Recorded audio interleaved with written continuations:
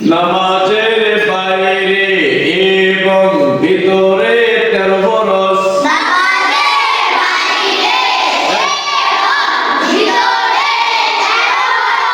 নামাজের বাইরে 7 ফরজ।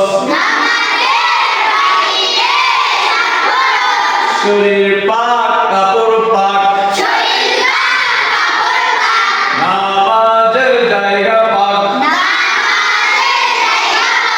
সতর ঢাকা, কেবলামুখী হওয়া। মতো নামাজ পড়া। নামাজের নিয়ত করা। নামাজের বাইরে এবং ভিতরে 13 ফরজ। শুধু আজকে তোমাদের পড়ানো হলো নামাজের বাইরে 7 ফরজ।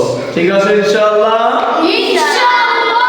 আমরা এই নামাজের বাইরে 7 ফরজ মুখস্থ করে আসবো ইনশাআল্লাহ।